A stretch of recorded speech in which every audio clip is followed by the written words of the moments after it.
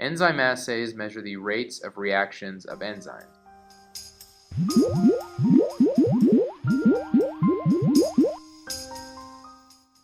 Enzymes are proteins that serve as catalysts in many different reactions throughout nature.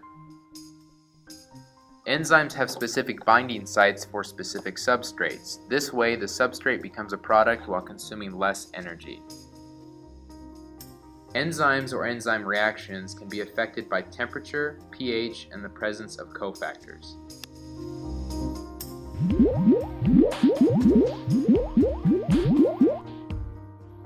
Chromogenic assays are one of the most effective methods for measuring enzyme activity. Either a colorful substrate or product is consumed or produced in the reaction. The absorbance of the solution reflects the substrate or product concentration. A continuous assay is a chromogenic assay. The reaction is allowed to run until finished. It is possible to make observations at any point during this reaction.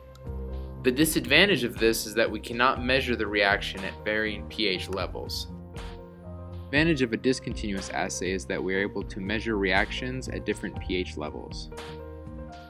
The disadvantage is that we are not able to measure the reaction in real time, only after it has been terminated.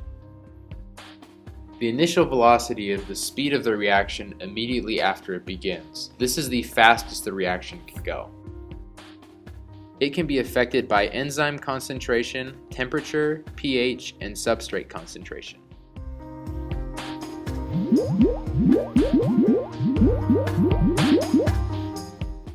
For our discontinuous assay, we will be using the enzyme CIAP. Our inhibitor will be sodium hydroxide. We will use buffer solutions of pH levels from 5 to 11, and finally our enzyme substrate PNP.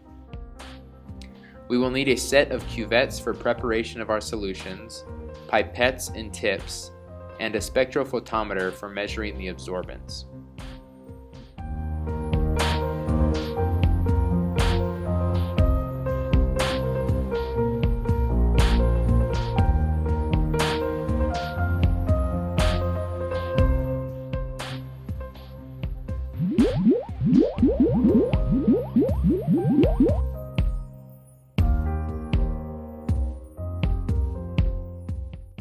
This is a list of the needed volumes for the various pH solutions.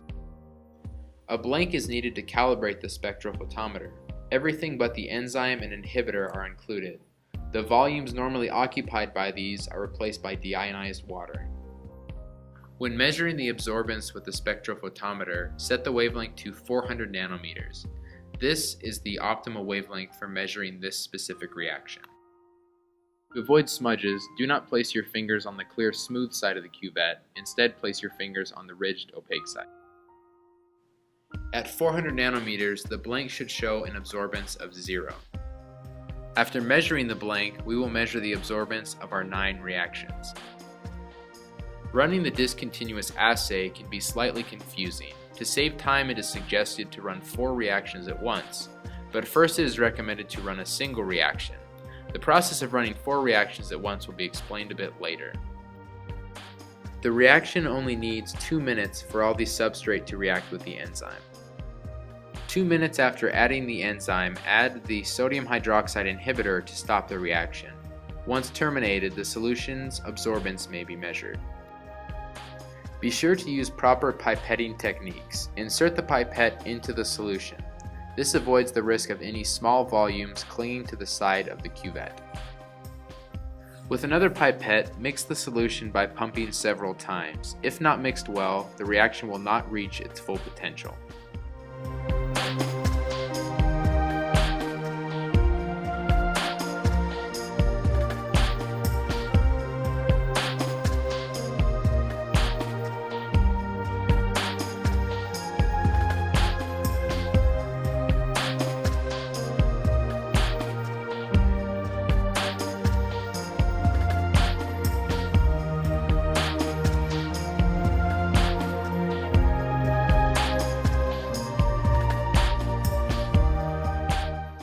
(10 to 25 seconds are needed to add the enzyme or inhibitor and to mix properly. The inhibitor's role is to terminate the reaction by denaturing the enzyme. Place the cuvette so that the light will pass through the clear side.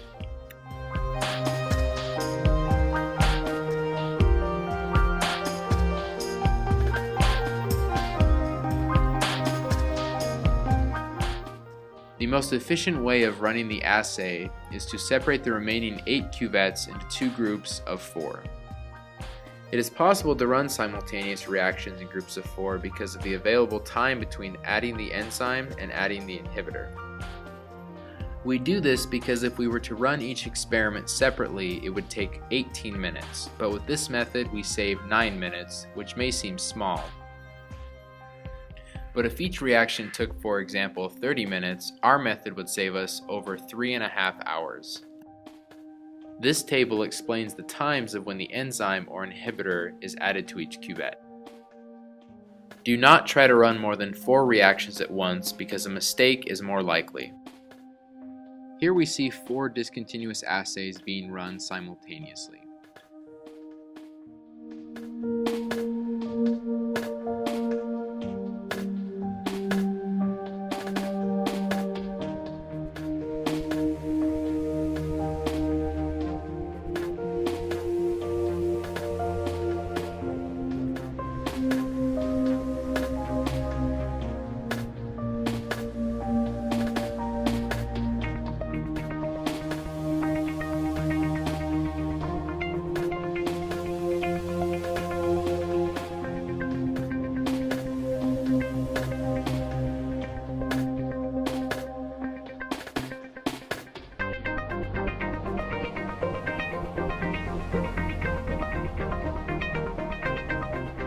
These are possible absorbance values for solutions of pH levels of 6 to 8.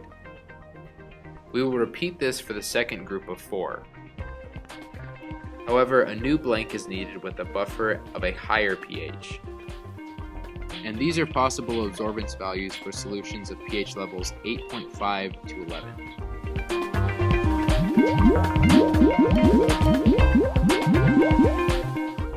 This is a collection of possible results of absorbance from the spectrophotometer. We can calculate product concentration by using the measured absorbance with Beer's law.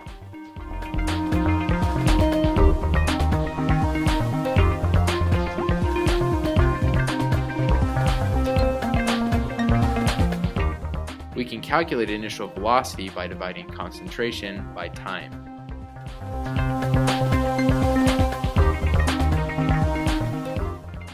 Here we demonstrate how to use Excel to perform our calculations of Beer's law and initial velocity.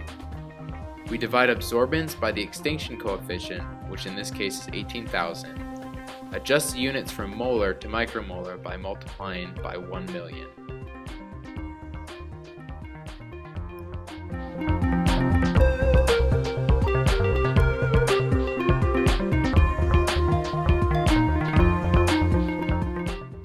Then we divide our concentration by T, which is 2.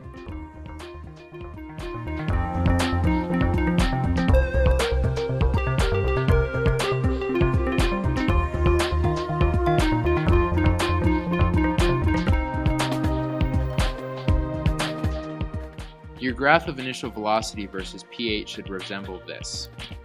The graph should show 2 peaks. The highest peak indicates the optimal pH for your reaction. In our experiment, we found it to be at a pH level of 9.